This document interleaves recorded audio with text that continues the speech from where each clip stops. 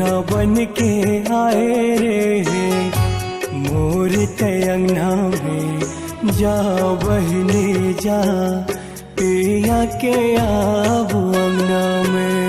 पहुना बन के आए रे मोर अंगना में जा बहनी जा पिया के आब अंगना में। बड़ा तड़पाए मौला बड़ा तड़पाए तोर बचपन के हंसना रोना रे। पहुना बन के आए रे मोर अंगना में जा बहने जा पिया के आब अंगना में। पहुना बन के आए रे मोर अंगना में जा बहनी जा पिया के आब अंगना में।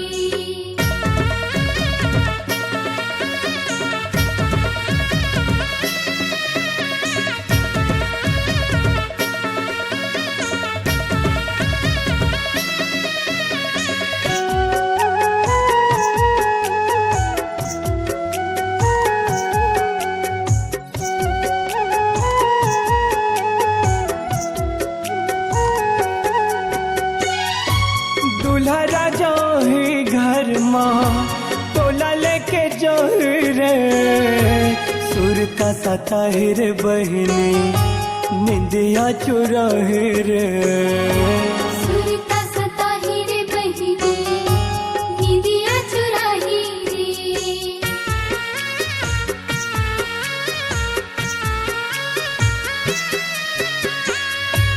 कैसे मैं बताओ तोला कैसे दिन पाए रे तोर बिना दाई दादा के हो ही कर लाए रे। तोर बिना दाई दादा के हो ही कर लाए रे। सुरता सता है मौला सुरता सता है पलमा हंसना पलमा रोना के।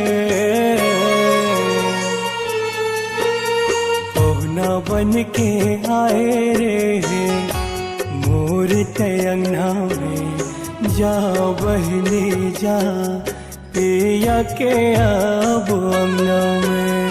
पहुना बन के आए रे मोर अंगना में जा बहनी जा पिया के आब अंगना में।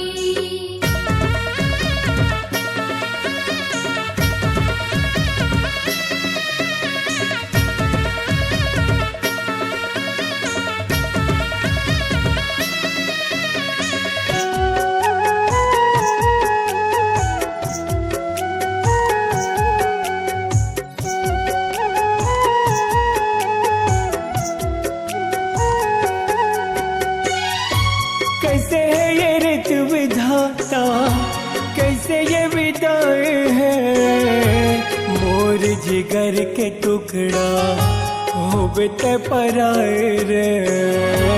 मोर जिगर के टुकड़ा होगी ते पराई रे।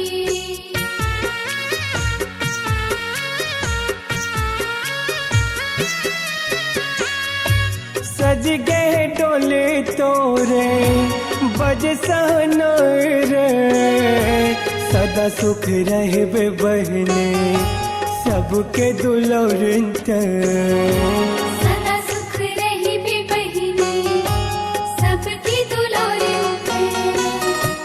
पिया के रे अंगना तोरे पिया के रे अंगना तोर सदा रहे सुख दायरे। पहुना बन के आए रे मोर अंगना में जा बहनी जा पिया के आब अंगना में। पहुना बन के आए रे मोर अंगना में जा बहनी जा पिया के आब अंगना में। बड़ा तड़पाए मौला बड़ा बचपन के हंसना रोना रे पहुना बन के आए रे मोर तयंगा में जा बहने जा पिया के अब अंगना में बबुला बनके आए रे मोर तयंगा में जा बहिनी जा पिया के अब अंगना में जा बहिनी जा पिया के अब अंगना में जा बहिनी जा पिया के अब अंगना में जा बहनी जा पिया के